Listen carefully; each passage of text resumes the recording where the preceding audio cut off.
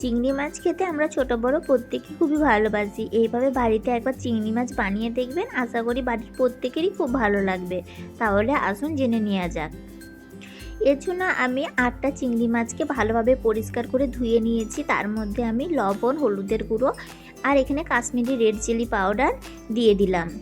দিয়ে আমি চিংড়ি মাছগুলোকে ভালোভাবে মশলার সাথে মাখিয়ে নেব।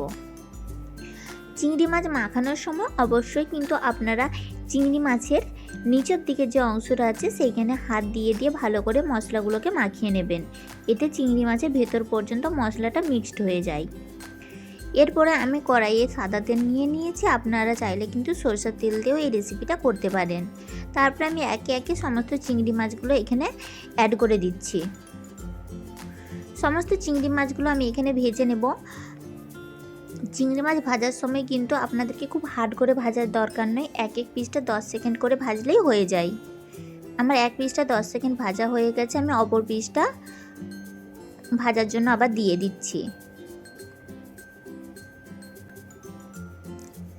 আমার দু পিসটাই কিন্তু এভাবে 10 সেকেন্ড করে ভাজা হয়ে গেল। খুব বেশি হার্ড করে ভাজলে চিংড়ি মাছের আসল যে ফ্লেভারটা সেটা কিন্তু নষ্ট হয়ে যায়। আমি এবারে সমস্ত চিংড়ি মাছগুলোকে তেল ঝরিয়ে ঝরিয়ে তুলে নিচ্ছি। আমার সমস্ত চিংড়ি মাছ তোলা হয়ে গেছে। এরপরে কড়াইয়ে তেল দিয়ে তাতে সমস্ত গোটা মশলা যেমন লং, এলাচ, দারচিনি দিয়ে দিয়েছি। আর 4টে শুকনো লঙ্কাকে কেটে আর 2টো তেজপাতাকে কেটে আমি এখানে অ্যাড করে দিলাম। 2 সেকেন্ডের মতো নাড়াচাড়া করলাম। এর থেকে একটু সুন্দর ঘ্রাণ যখন বেরিয়ে আসবে তখন এর মধ্যে 2টো মিডিয়াম সাইজের পেঁয়াজ কুচিকে অ্যাড করে দিলাম। পেঁয়াজ কুচিটা অ্যাড করে দেওয়ার পরে আমি সামান্য এখানে লবণ দিয়ে দিলাম, যাতে পেঁয়াজ কুচিটা তাড়াতাড়ি নরমও হয়ে যায় আবার তাড়াতাড়ি লালও হয়ে যায়। এরকম অবস্থায় লবণটা অ্যাড করলে পেঁয়াজ কিন্তু তাড়াতাড়ি লাল হয়ে যায়। পেঁয়াজটাকে দিয়ে আমি সামান্য নাড়াচাড়া করে নিলাম। যখন আমার পেঁয়াজটা একটু লাল লাল ভাব হয়ে আসলো, দেখুন এরকম অবস্থায় কিন্তু আমি অ্যাড করে দিচ্ছি 1 চামচ আদা রসুনের পেস্ট আর একটা মিডিয়াম সাইজের পেঁয়াজের পেস্ট দিয়ে আমি ভালোভাবে একটু কষিয়ে নেব। না হলে এর একটা হালি গন্ধ থাকে, যার ফলে আমার যখন ভালোভাবে কষানো হয়ে আসছে তখন তার মধ্যে আমি সমস্ত গুঁড়ো মশলা যেমন হলুদের গুঁড়ো, জিরের গুঁড়ো, লঙ্কার গুঁড়ো আর কালারের জন্য একটু কাশ্মীরি রেড চিলি পাউডার এখানে দিয়ে ভালোভাবে আমি গ্রেভির সাথে কষিয়ে নিচ্ছি। মশলা না পুড়ে যায় সেই জন্য আমি সামান্য এখানে জল অ্যাড করে দিলাম। জল দিয়ে লো টু মিডিয়াম ফ্লেমে আমি বেশ কিছুক্ষণ ধরে কষিয়ে নিয়েছি। তারপরে আমি এখানে অ্যাড করে দিলাম একটা টমেটো পেস্ট।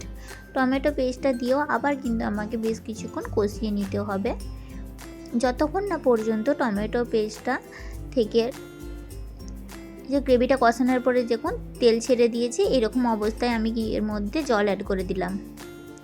আপনারা যে রকম পরিমাণ জল ঝোল পছন্দ করবেন সেই রকম হিসাবে জলটা অ্যাড করবেন। তারপরে আমি সমস্ত ভেজে রাখা চিংড়ি মাছগুলো এখানে একে একে অ্যাড করে দিলাম। সমস্ত চিংড়ি মাছগুলো অ্যাড করা হয়ে গেলে আমি কিছুক্ষণের জন্য হতে দিয়ে দেব ঢাকা দিয়ে। এখানে প্রায় মিনিট 7 মতো আমার হয়েছে। তারপরে আমি ঢাকনা খুলে আবার অপর পিসটা ঝোলের সাথে ভালোভাবে যাতে হয়ে যায় তার জন্য আমি উল্টে দিলাম। আবার আমি ঢাকা দিয়ে দিলাম। বেশ কিছুক্ষণ পরে আমি খুলে তার মধ্যে আমি এখানে দিয়ে দেব ধনেপাতা কুচি। এখানে আমি প্রায় 2 মিনিটের মতো আরও হতে দিয়েছিলাম। ধনেপাতা দেওয়ার পর আর বেশিক্ষণ কিন্তু হওয়ার দরকার নেই।